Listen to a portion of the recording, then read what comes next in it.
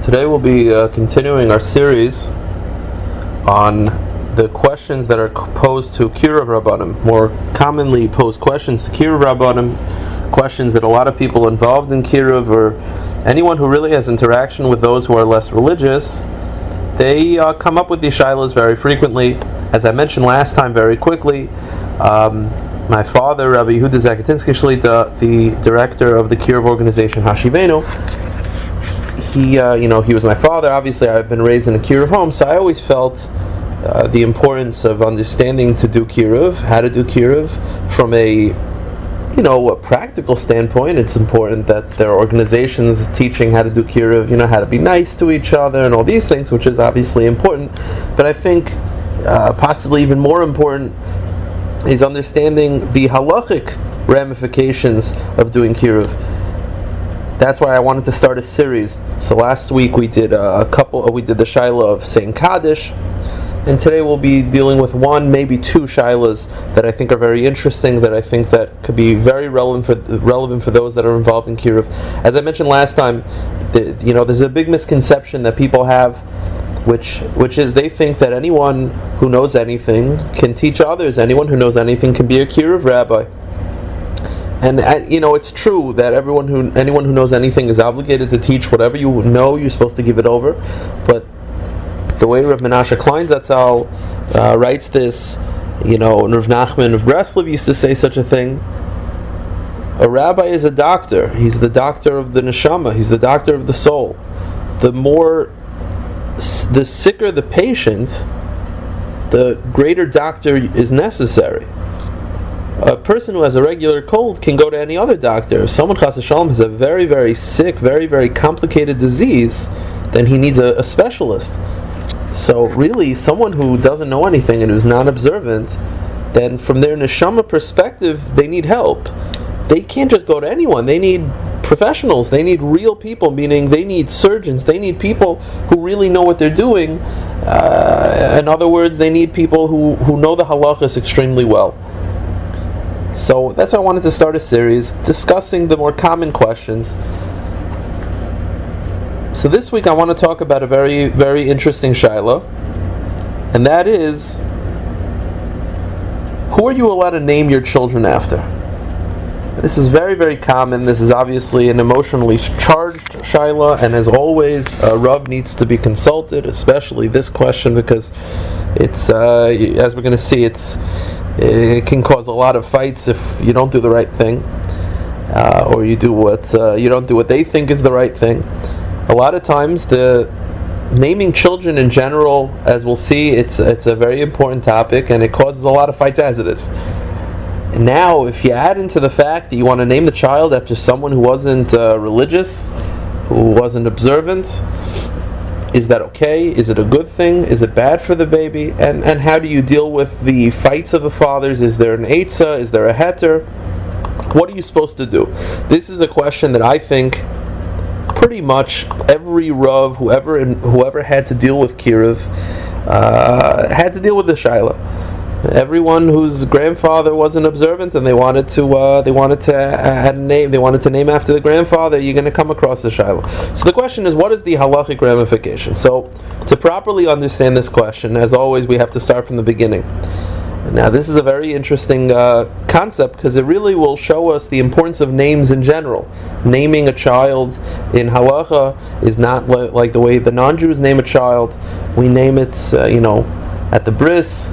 We name the girls at the Sefer Torah. There's a lot of holiness. There's a tremendous importance that's placed into naming a child, as we'll see. So let's begin. Let's understand the importance of a Jewish name. Let's understand what this means. And when I say Jewish, I mean the importance of names in halacha. I'm not discussing, a secular name, Jewish name. That's not for the discussion. Just the concept is, what is a name? Is a name just a way for people to identify you, or is it more? So the Gemara in numerous places, it's in Brachas Daf Zayin Amud Beis. The Gemara has a rule. It's called Shma Garim, which means that the name of a person can help them or hurt them in their mission in life. The name of a person it's a code. that hidden within the name of a person is his mission. Listen to the words of the Medrash Tanchuma. The Medrash Tanchuma is in Harazinu Oy Zayin. Zechariah Ma'aseilam binu shnei star v'dar la'olam yivdek adam b'shemais likroi livnoi haroi liyos tzadik. Whenever a person decides to name a baby, name his son, he should specifically pick a name that will help the child become a tzaddik. Ki lepa'amim Hashem garim toiv oy garim ra. Because the name can sometimes help the child or can sometimes hurt the child. As we find by the spies, the Meraglim were the Jews that were sent into Egypt, sent into Eretz Yisrael to spy, and they turned out not good. They turned out saying bad reports about Eretz Yisrael. It says Shemua ben Zachur ashaloi shama b'divrei hamakim ukilu shalom zechayrai, that the name of one of the Meraglim gives a hint to the fact that he didn't listen to Hashem. So the name itself was a factor into the decision. The Gemara says in Brachas that even the name of Rus, hinted in the name of Rus, is the fact that David HaMelech is going to come out of her. And the Sefer Chasidim in Siman Reish Mem Daled says Shahashem Geirim L'Toiva Oy L'Ra, that the name of a child can actually help or can actually hurt. Now, what that means is, from a hashkafic perspective, what that means is, someone once asked me when I mentioned this concept, they said, what about the chira? What about the fact that you have free will? So how could the name affect the child either way? So the answer is to that, I think, is very simple. The child does have free will. Everyone has free will. But there's also factors. If you place a child in a home with two stable parents, they send them to good yeshivas, and you take the same child and you were to raise him in a home that was emotionally unstable and he didn't go to yeshiva, one of them is more likely, based on his social and his surroundings, to come out with a more I guess observant background, with a more healthy, stable environment, because the environment does affect. He has free will, but the environment affects you. So it could be that the name is a similar thing. You could overcome a bad name, but it's something you have to overcome. And a good name, meaning if you name the baby after a big tzaddik, as we'll see, it could help the name. It could help the baby. That doesn't mean that if you name the baby after a tzaddik, the kid's going to become a tzaddik. And it doesn't mean that if you name the baby after someone who's bad, the baby's going to become a bad person. It just means that's it's either helping or hurting. Everyone can overcome. There have been people who have been named after tzaddikim who turned out to be bad. There have been people in the history that have been named after Rishon that turned out to be good. It just means it's the question: are you making it easier for the child or not? The Gemara says in Yuma Daf Pegimel Mebeis that Rav Meir Dayik Bishma Imna Ish Mechurhu, that Rav Meir, before he would do business with people, he would ask them their name, and he would feel that based on the name you could tell what type of the character of the person is hidden in the name. The Sefer Bris Avos, Simin Ches Eis Mem Zayin, writes an unbelievable thing. These are the words of the Bris Avos. The Sefer Amudei Sheish Kasev Shem Rabbeinu Arizal. There's a tradition from the Arizal. Shekol Hashem Sheba'olam Einam B'Mikra. The names of a Jew is not coincidental. It's like people think that my name happens to be Chaim Avram. Okay, it's coincidence. I happen to be Avram. Okay, he happens to be Mordechai. There's no such thing as coincidence. Sha'aviv Karla came b'mikra b'li shum tam. People think that the father just liked the name. He liked the way it sounded. Okay, that's why he chose it. It's not true. Ela hakol b'haskama me'iti yisbarach. Everything was sent down from Hashem. Shegol lefanav ma'inyan heish hazeu pulasei. Imhu mitzaratayv mitzarara. Hashem knows the soul. When the baby is born, Hashem understands the mission of each child. He understands the true nature of each child. And he knows whether this child is going to be choosing good or choosing bad. He knows all this. And the actions of the child is hinted in the name. That's what Arizal says. And not only is it hinted in the name,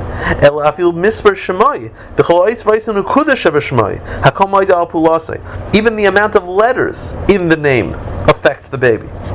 Asher ba'isa ish ba'ofen she'ein shum davar katan v'gadol shebechol ish lo yera al shmai. V'afilu shetimtzel pam adam rashu shmai yera al atayv yera sheish b'nitza atayv. And he says that even though you're going to say that, what about the fact that you have a rasha who has a good name? The answer is because he has good qualities. Even a rasha could have good qualities. Everything is hinted in the name, and that's why the Arizal used to say that when the parents name, it's sort of like a little aspect of prophecy, because what they're doing is they don't really know what they're doing, but what they're actually doing is they're fulfilling greatness by naming the baby a certain thing. They're summarizing the soul of the baby in that name, even though they don't even know it. So there's a lot going on when you name a baby. That's why Arizal said, that's why a lot of times, I've seen this with my own eyes, that the parents will decide last second to change the name. I had it once where the father, my father was holding the baby, they were about to do the bris milah, they were about to name the baby, and the father of the baby decided to change the name on the spot. So the Arizal said, where does that come from? The answer is, it comes from the fact that there's a lot of depth going on. The name of the baby is not a small thing. The soul of the baby is hinted in the name. That's why also Chassid, a lot of historically big tzaddikim can look at your name and can know a lot about you. How did they ever go to they would go to the Divrei Chaim, supposedly, I heard this, that the Divrei Chaim would name the baby. The Divrei Chaim would name all the babies in the town, because he would know the soul of the baby. I don't know if that's true, but that's what I've been told.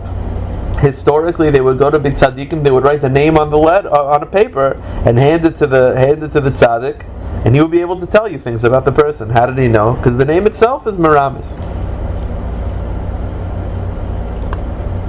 So if you look,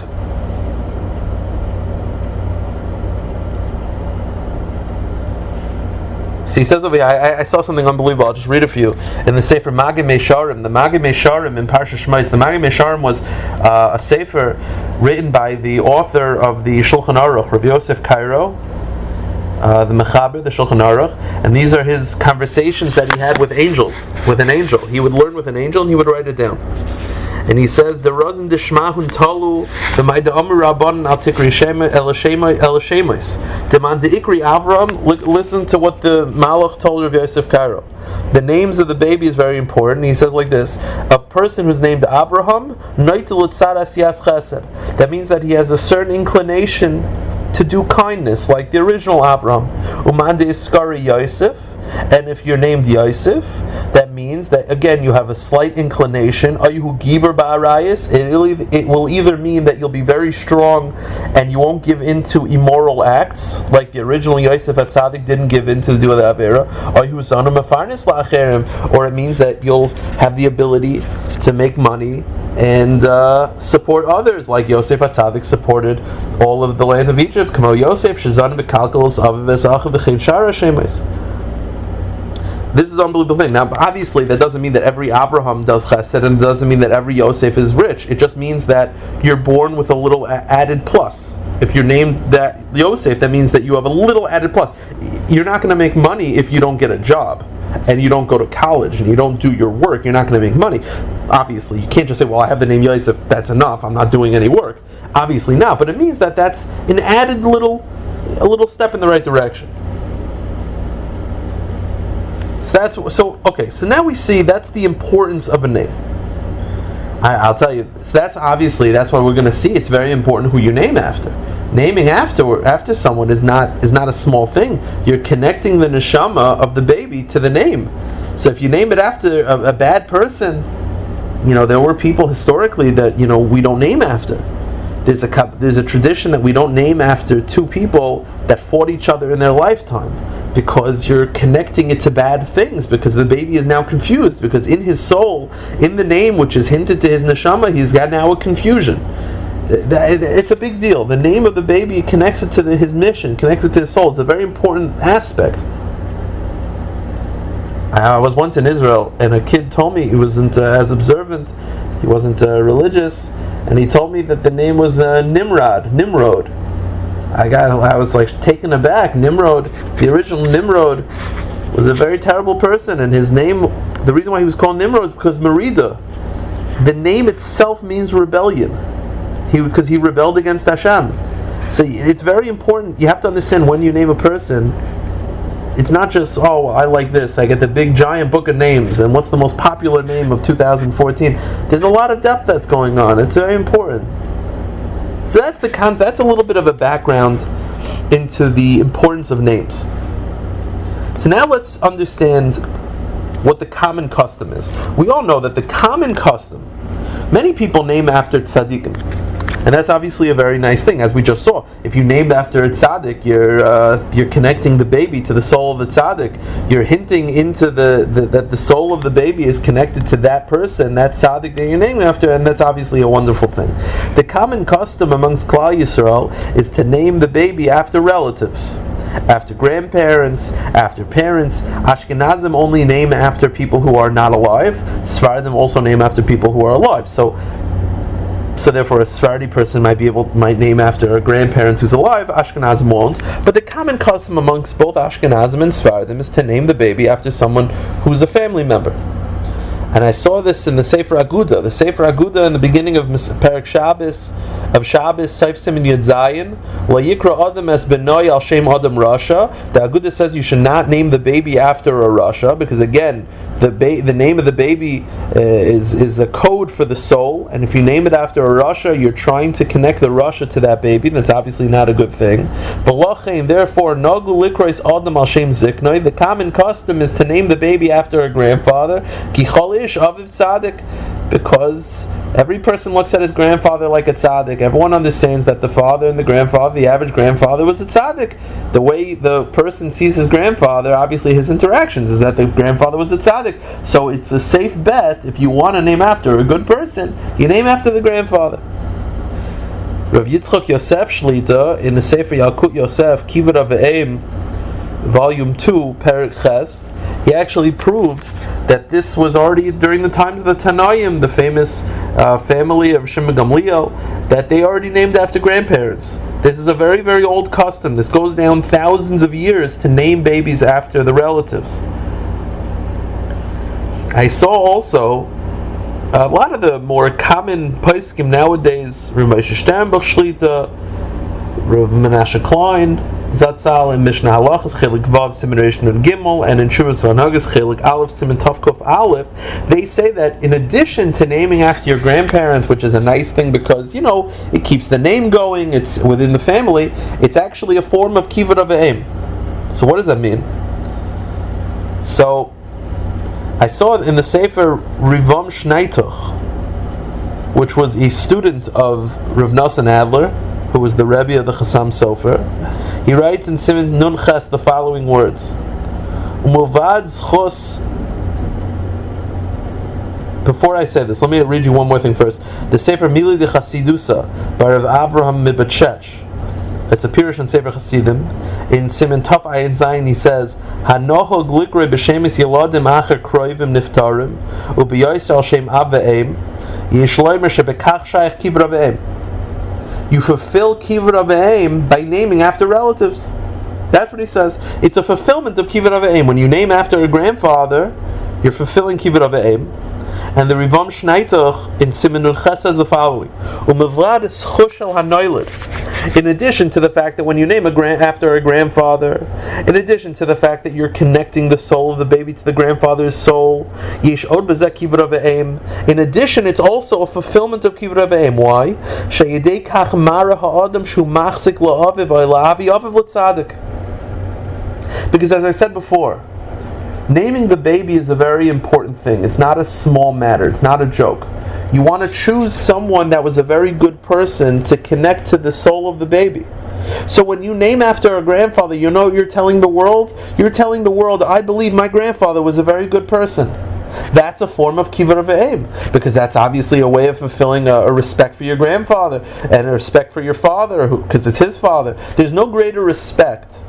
Let's say someone loses his father, Chas v'Shalom, and he's Ashkenaz, and he has a baby, and he wants to name the baby after his father, who's not alive. Is there any greater form of Kiruv Ve'em? What's Kiruv Ve'em? Respecting your father, honoring your father. You know what he's telling the world? He's telling the world, I think my father and my grandfather was so amazing. I want my son to be just like him. That's why I'm naming him after him. Right? That's what you do when you're naming after someone. You're trying to emulate, trying to connect the soul of the baby to the deceased. So, is there any greater form of respect by naming it after the person, after your father, after your grandfather? There's no greater form of respect. Think about what you're telling the world. You're telling the world, I think my grandfather was so amazing, I think my father was so amazing, that I just wish my child can be like them. So that's why it's a great form of kibbud avim. Because it's kibbud avim, now let's begin to analyze our shaila. What's our shaila? Our shaila is, you have someone who is not observant, not necessarily even a good person. Let's say he is a good person, we'll discuss. That doesn't mean that every non-observant person is a bad person. Let's say the example is, you have a case of a grandfather. He was not necessarily a nice person, not a good person. He wasn't observant, he didn't give charity, he wasn't a good person. But you feel, he's still my grandfather, and you have a child, and you want to know, should I name after him? Is it okay? Is it allowed? So now we have two things going on. We understand now naming a baby after the soul of the deceased is a very, very, very important thing. So, on the one hand, you'd be like, wow, it's so scary, maybe I better avoid it. But on the other hand, it's also a form of kibbud avim. So maybe you should do it. You understand what I'm saying? It's not like a parav item. It's not like, who cares? Because you're dealing with such great things going on at the same time. On the one hand, you have the soul of the baby that's at stake, potentially, that you could help the baby or hurt the baby.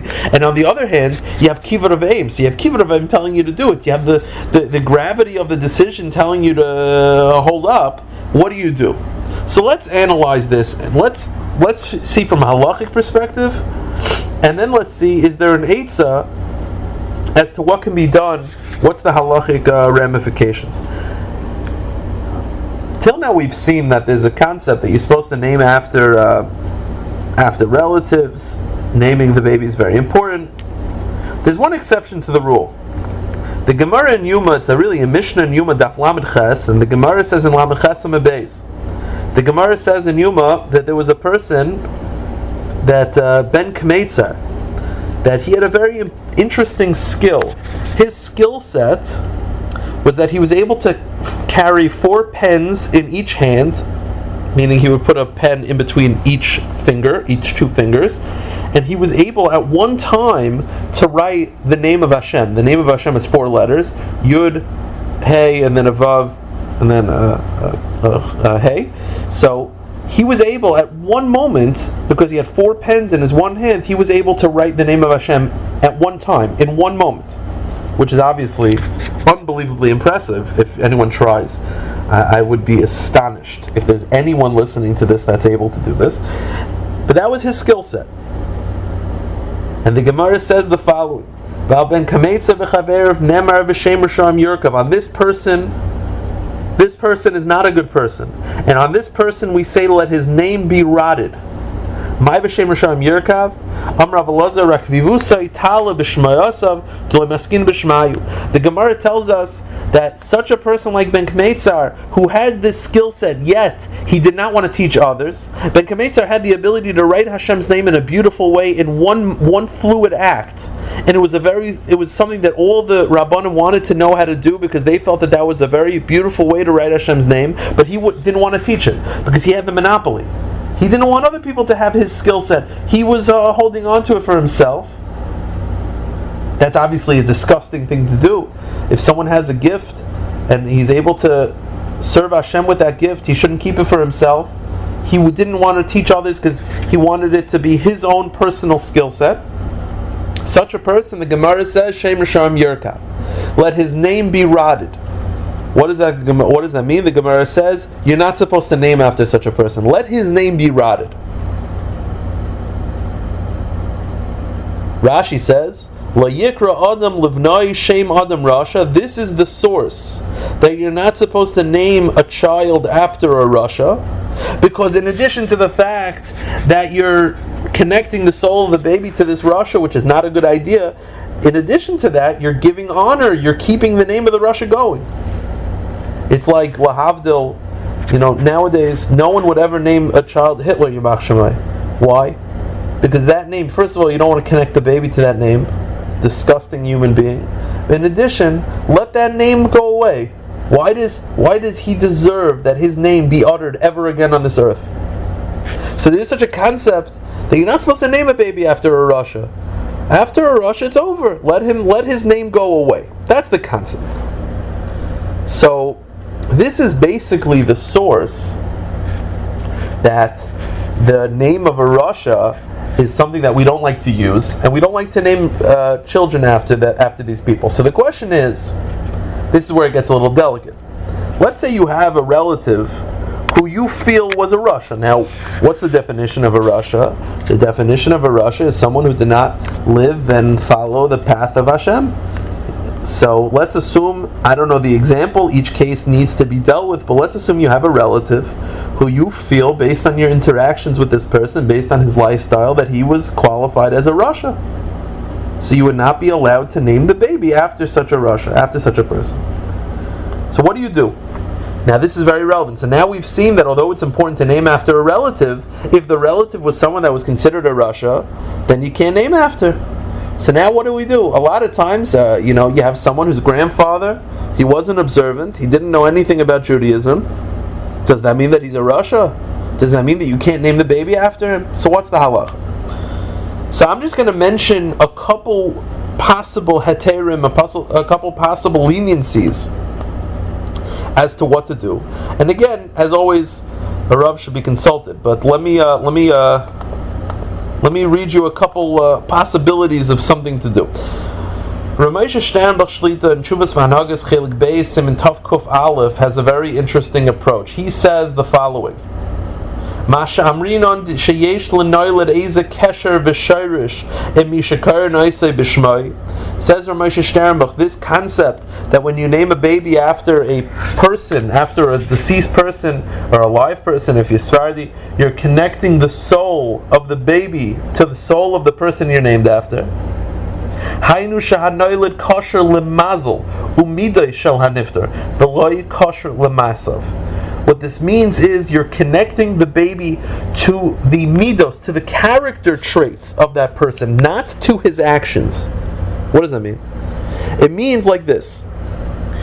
Says Ramesha Sternbach, if you have someone who didn't keep Shabbos, but not because he's a bad person, but because he never knew what Shabbos was, but he had good midos, he gave charity, he was a kind person, he was a nice person, then you can name after such a person because the baby is not being connected to the desecration of Shabbos aspects of the people. Meaning the baby is not connected to the actions of a person. It's not like, well, I name a baby after Abraham, let's say Abraham Scheinfeld, whatever, that person, whoever that person is.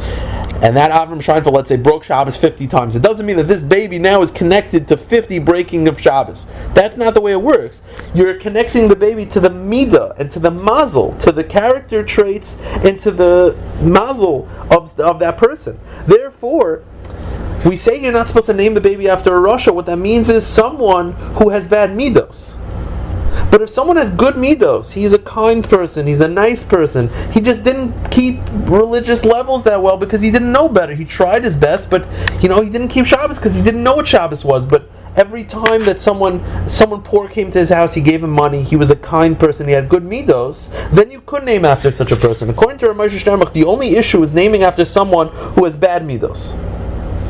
Okay, so that's already a big heter. That means that if someone's grandfather, someone's great-grandfather, whatever it is, even though they didn't keep Shabbos, they weren't so observant, but if they had good midos, okay, so you can name after such a person, he had good midos, that's all that matters. In addition, there are certain names that we do to this day use, even though there were Rishonim that had that name. I'll give you some examples. Look at the Sefer B'Samim Rosh. The Sefer B'Samim Rosh in Siman Kuf Tzadi. The question was posed by the Tosas Yeshanim in Yuma, Daf Lamed Ches. The original Yishmael was not necessarily the greatest person. The son of Abraham He was the father of Yishmael, which, as Klal Yisrael has seen over many years and recently, Yishmael, they're not necessarily, there's some not good aspects of that nation, to say it the least. So the question is, how is it possible that there were certain tzaddikim named Yishmael? There's a famous Rabbi Shmuel Kohen Gadol. Rabbi Shmuel was the Kohen Gadol during the times of the Beis Hamikdash. How was he named Yishmael? I thought you're not supposed to name him after someone who's a Rasha. I thought that the name Yishmael, because he was a Rasha, you're supposed to let the name Yishmael rot. So how exactly is there ever Rabbi Yishmael? How is that possible? So the Sefer B'Samim Reish says the following. This question that you asked, how were you able to name someone Yishmael? So some say that the original Yishmael did tshuva at the end of his life. He was a good person. He repented. He says, you don't need that.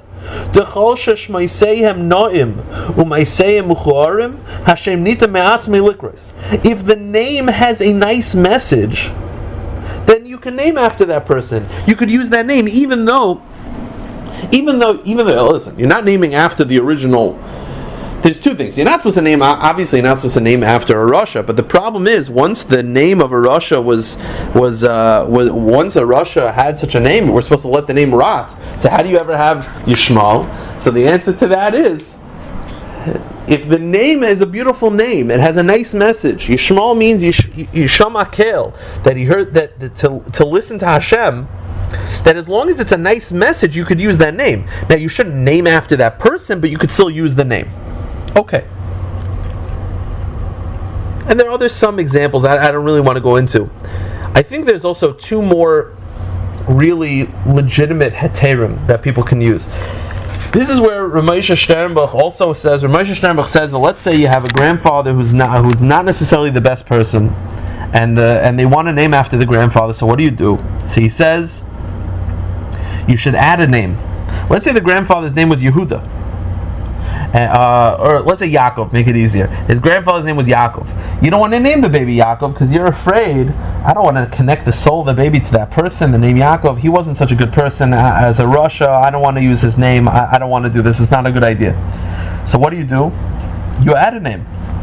Call the baby Yaakov Yosef. Add a name. Or he says, Baruch Aryeh Rafal, add Baruch. Add a name to it. And because now you're not exactly giving the same name, it's okay. That's what he says. Now, I'm not 100% sure why. Meaning, why is it that if you name the name Yaakov, that could be a problem because you don't want to name it after you don't want to connect the baby to the soul of the grandfather who wasn't a good person. Oh, Yaakov Yosef, it's okay because it's not the same name. That was Yaakov, this is Yaakov Yosef. What's the deal? I think the explanation is that it's possible, I think this is a bit unclear, but I think it's possible that when you name after, if you add a name, then you're not really naming after the grandfather. I don't know how it works. I'm like this, people are like this, where you're named after two different people. The question is, are you really named after two different people, or are you a new name entirely? Meaning, if let's say you're naming after Moshe, a grandfather, but you decide to give him the name Moshe Meir, are you really naming after Moshe, or are you a new baby that has a new name called Moshe Meir and you're not named after anybody? It's possible. So I'm not 100% sure, but that's Ramosha Sternbuch's second solution. So the first solution is that if the person that you're naming after wasn't necessarily a good person in action, but he was a good person in midos, meaning he didn't keep a lot of Torah, but he was a good character traits, he was a very kind person, he was a good-hearted person, that's okay. And the second solution is you add a name. And there's a third, more common solution. And that is, when you're naming the baby, let's say, again, we're going with the name Yaakov. So you're naming the baby Yaakov after the grandfather. You know what you should do? When you name the baby Yaakov, and you go up there by the bris and you say Yaakov, you should actually have in mind a different Yaakov. You could tell people you're naming after the grandfather, but between you and Hashem, the name that you're actually naming the baby is not after the grandfather. You're naming after someone else. You're naming after Yaakov Avinu. You're naming after, Yaakov, the Rabbeinu Tam. You're naming after Big Tzaddik, meaning as long as in your head you have that mindset, then it avoids the problem entirely, because now you're not naming after the grandfather. Everyone's happy because it's the same name, but they don't have to know what's going on deep down in your mind. In your mind, you named after such a big tzaddik, that could avoid all problems entirely. That's what Moshe Sternberg says. As long as you name after someone else, that's also that avoids all the problem. Now, I heard a shir from Rav Moshe Weinberger Shlita, the Rav of Eish Kodesh in Woodmere, that he adds.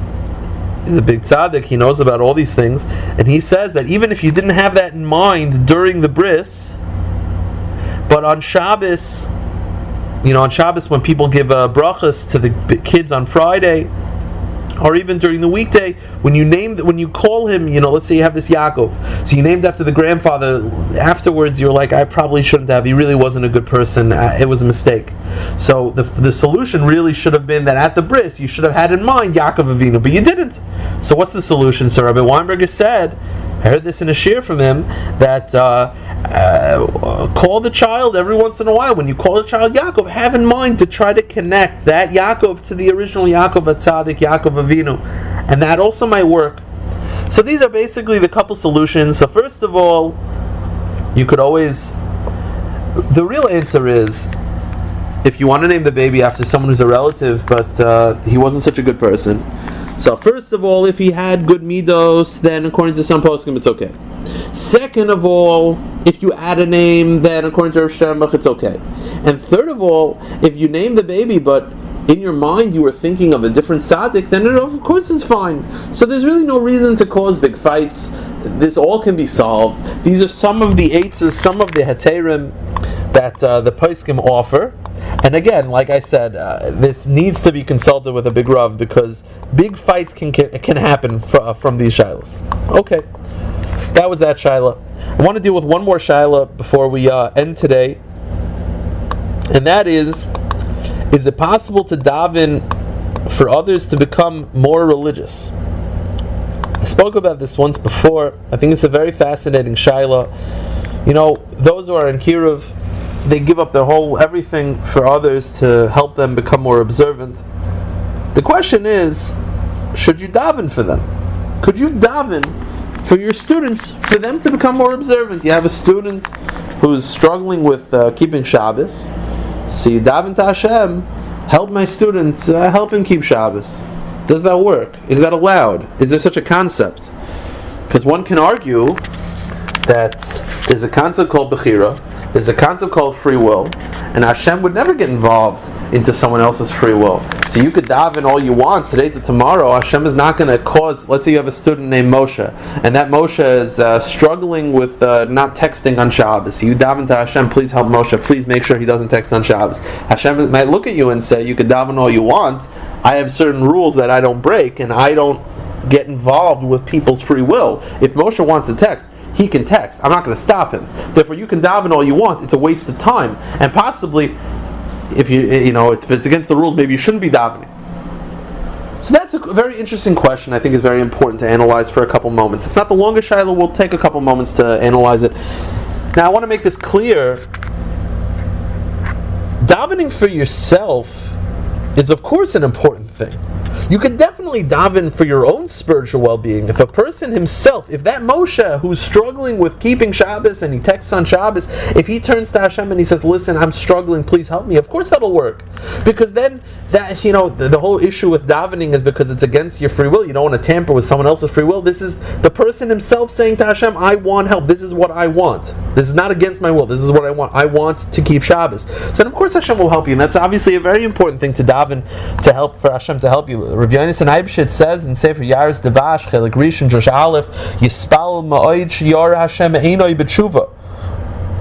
It's very important to daven that Hashem will help you become more religious. The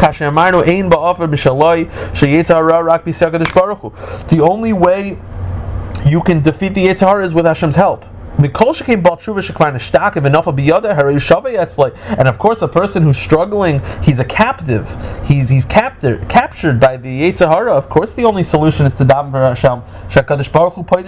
Hashem will release him.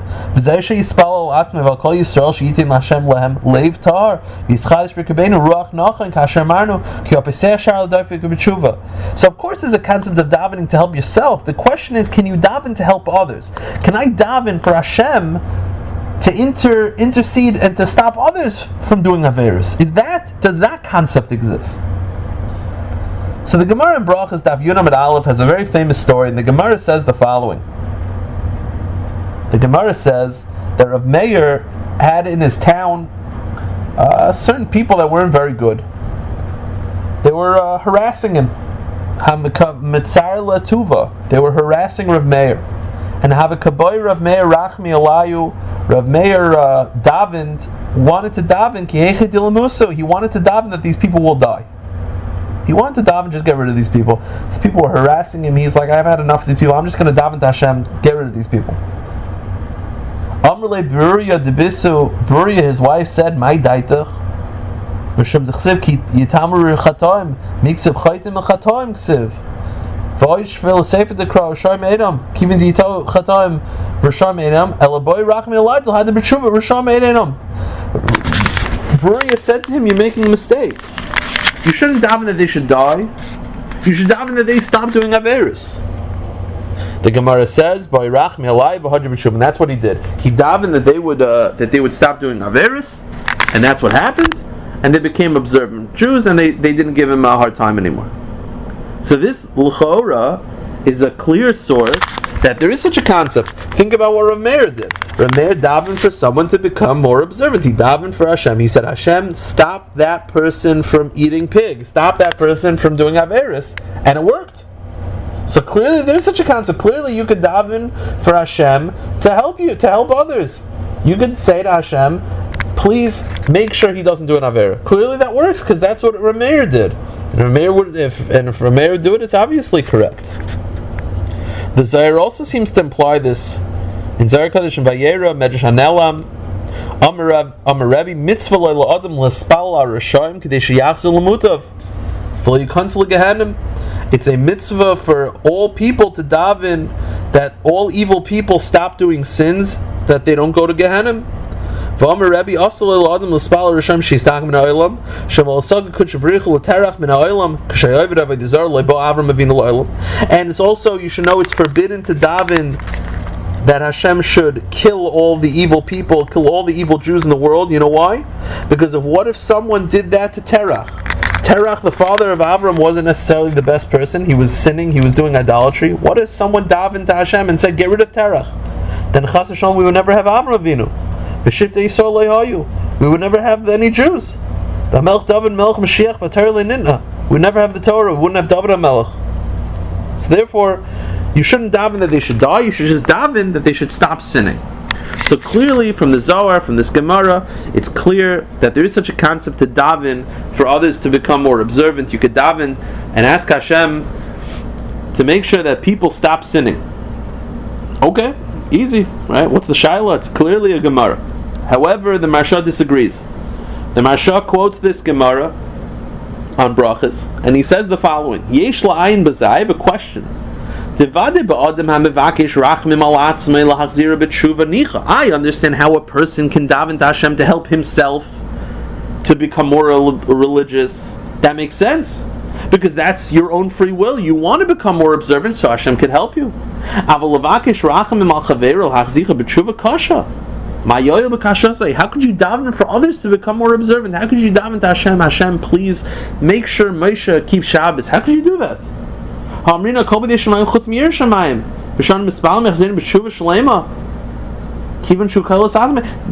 how could it be? There's such a concept called Bechira, and it's not Hashem will not interfere with our free will. So how could Hashem go? Moshe wants to eat pork, and you say, oh, Hashem, please make sure he doesn't eat pork, and Hashem is going to stop him? How could that be? That's Hashem interfering with free will. He doesn't do that. And therefore he doesn't understand how this Gemara works. He says, Tzarachin, I don't understand how this Gemara works. Okay, so the Marsha has a problem.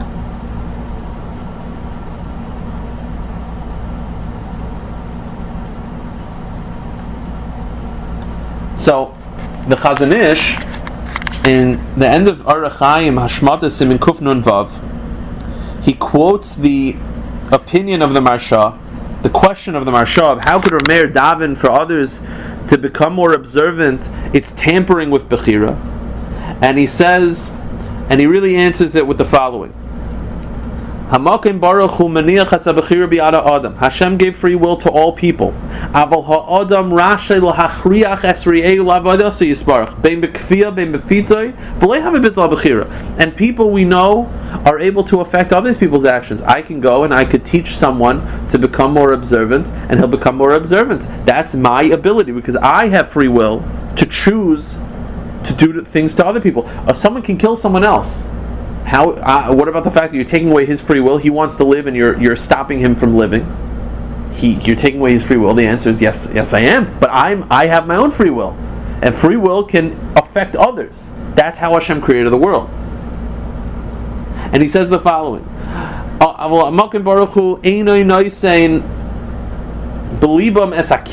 and Hashem, what Hashem will not do is Hashem will not cause someone to just suddenly become more observant, because that Hashem won't do. However, im yesh mispal lefani yizbarach al kiruv v'tfilas nishmas v'syachav akiruv she'aysak d'shbarach l'baraya. A person is able to daven for others to become more observant, and it'll work, and it's not a breaking of the rule of Bechira, because I'm doing it, and I'm a Baal Bechira, meaning someone who has free will is able to daven to Hashem to affect someone else's free will, and that's okay. That's what he says. I don't know if this applies to other things, but in this case, that's how it works.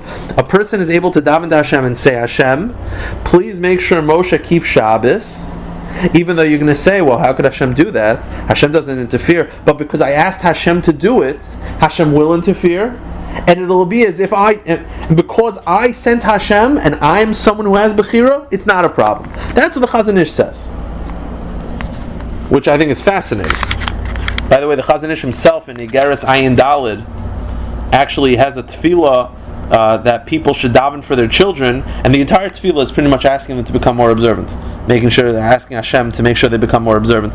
So clearly the Chazon Ish felt. So to summarize, what we have over here is, according to the Marsha, you're not able to daven for others to become more observant because that's a breaking of the ruling of Bechira. The Chazon Ish feels that it's okay, because as long as a person who is a Baal Bechira, a person who has free will, is asking Hashem to interfere, therefore it's not a problem, Hashem will interfere. So I saw that Ramosha Feinstein agrees with the Marsha. Ramosha Feinstein in Orach Chaim Chelik Daled Simin Mem Ois Yud Gimel was asked this question. Again, you had the Gemara in Brachos, which says that Rameir davened for others to become more observant, and it worked. You have the Marsha asking, how could he do that? What about free will? And you have the Chazon Ish answering that because Hashem was asked to interfere by Rav Meir, who had free will, so it's not a problem. It's not a breaking of the rules of Bechira. As long as a person sent Hashem, it's fine. So someone, the author of the River Vos Ephraim, Rav Ephraim Greenblatt Zatzal, a big tzaddik who passed away recently, he asked Ramosha Feinstein, he mentioned everything. He mentioned the Gemara, he mentioned Marsha's question, and then he answered like the Chazon Ish. He didn't mention the Chazon Ish's name, but he answered like the Chazon Ish. He says the reason why Rameir was able to daven for others to become more observant, and it works even though it's a breaking of the rules of Bechira, is because Rameir was a Baal Bechira. A person is allowed to daven, to ask Hashem to interfere on and make others to become more observant. Ramosha writes the following: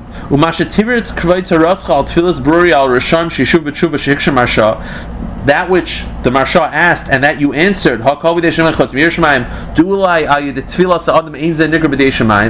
fact that you say that, he doesn't mention this, but this is the Chazon Ish's answer, that because Rav Meir was sending Hashem and Rav Meir had free will, it's okay. It doesn't make any sense to me. It's a very weak answer and it doesn't make any sense to me. Now, he didn't know, I don't think Rav Meir knew that the Chazon Ish said this, but that's what he said.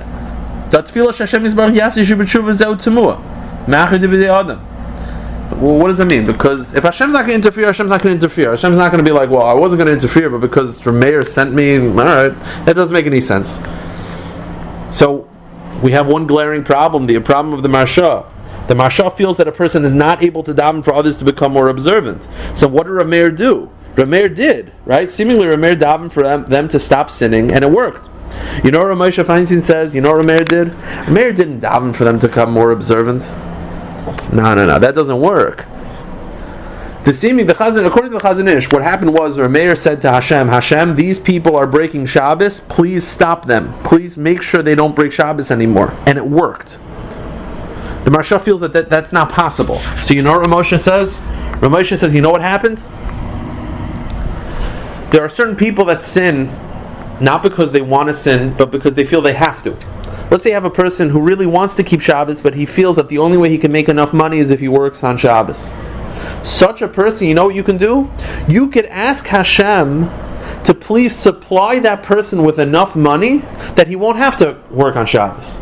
Or if you have a person who is giving into taivas, he's a good person, but he's seeing things that he shouldn't be seeing, you should ask Hashem to maybe please, maybe make it that his internet doesn't work today.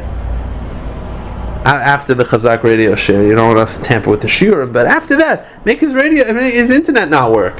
And then you're removing, meaning, according to Ramosha, what you can't do is you can't ask Hashem to just straight up interfere and cause someone to stop sinning. That Hashem's not going to do. But what Hashem could do is Hashem could remove the reason for the sin. If the reason this person is sinning is because he is someone who's very poor and he feels he has to work on Shabbos, then Hashem give him money and then he won't have to.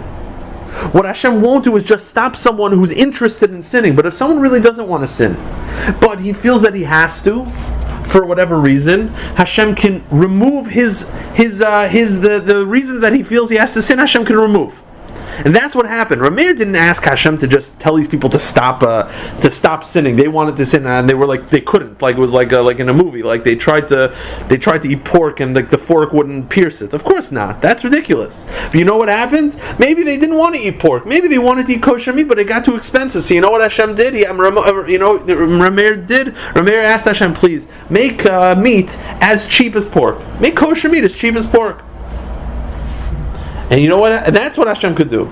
So to summarize the answer to this question of could a person daven for others to become more observant, according to the Chazon Ish, yes. According to the Maharsha, no. And Ramosha explains, you're not able to daven for others to become more observant, but what you could do is you could ask Hashem to make their life situation easier, and hopefully that will remove all sin.